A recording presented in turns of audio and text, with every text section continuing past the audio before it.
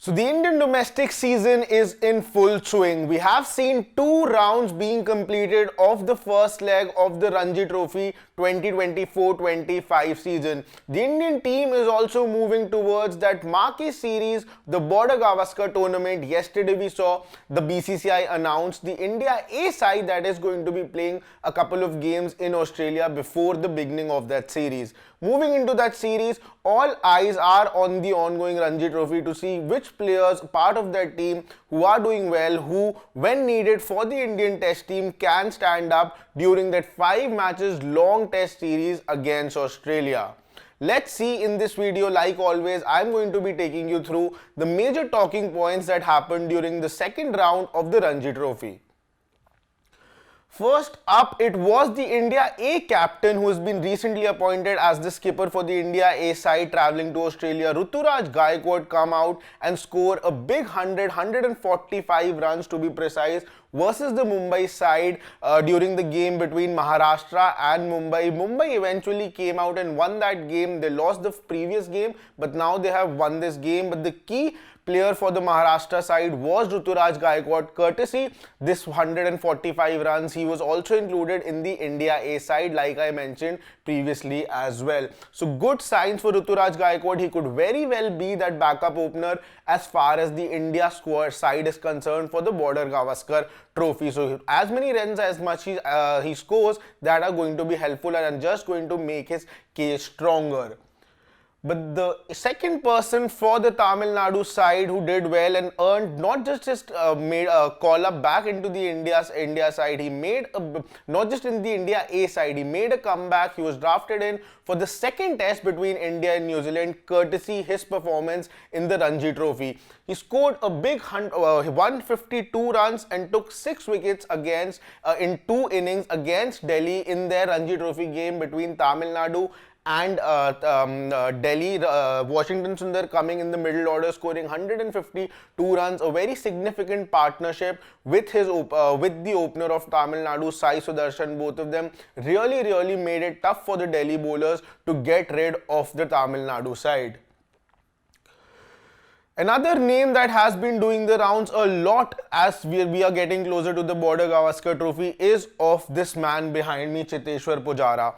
Not a great outing as far as the first round was concerned, did not have big scores, were in single digit runs, but this time the big man has stood up and shown why experience is always counted much more than other factors. 234 runs versus Chhattisgarh, playing for Saurashtra, and the amount of balls that he played, 383 deliveries. With this century, with this double century, what Cheteshwar Pujara has done is that shown the selectors that when it comes to toiling out time in the middle that the Indian team needed during the during the New Zealand test also that was held in Kanpur in Bengaluru, they needed one person to stay there and hold the wicket from one end. That is exactly what a Cheteshwar Pujara can still do. The team management wants him or not, that is a different thing, but he is definitely doing the work that he can do. But the results are not in his hands. The only thing he can do is score runs,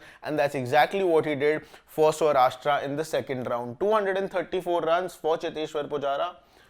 As far as the openers are concerned, another man who's been in the news is Sai Sudarshan, also included in the India A side, will be playing that, will be part of the India A side for their test, 2 test matches starting on 31st October.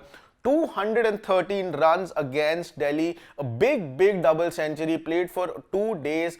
That partnership with Washington Sundar I was talking about, both of them had a very big partnership, helping the Tamil Nadu to take the first innings lead.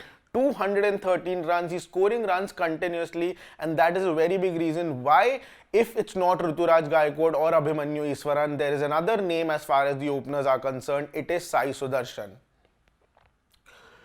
Shreyas Iyer finally, after a very long time, some good news for Shreyas Iyer. Has been now playing domestic cricket for a very long time. I think 7 games, if memory serves me right, is what he's played on the trot now.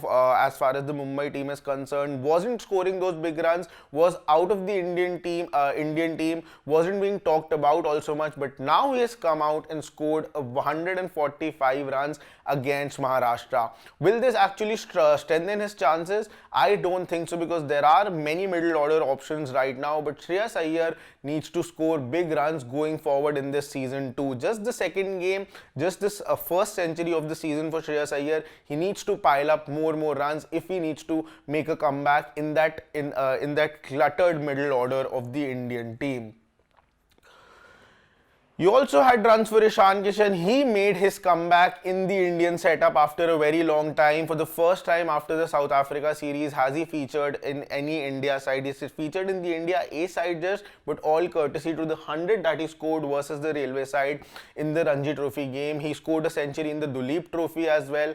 And so he is definitely giving the selectors reasons to select him, and that is exactly what the selectors have also done. After a very long time that he was not being selected due to various reasons, be it his fitness or be it other reasons of the field, now he has definitely given everyone a reason to talk about Ishan Kishan. 101 for him against the Railway side.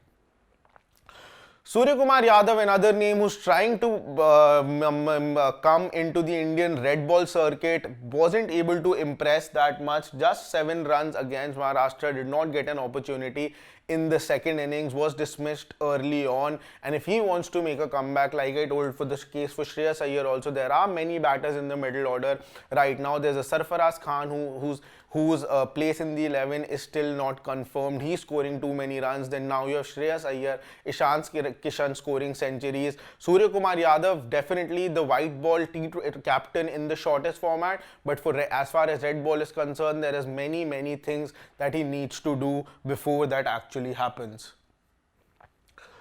Nitish Kumar Reddy, another person being looked at as that fast bowling all-rounder, maybe could very well fill in the shoes of what Shardul Thakur did the last time around in Australia, being that 4th fast bowler who could also chip in with the bat. And so Nitish Kumar Reddy not just could chip in with the bat, could actually give some useful contributions for the Indian team if he is there. He's also part of the India A squad, will be travelling to Australia very soon.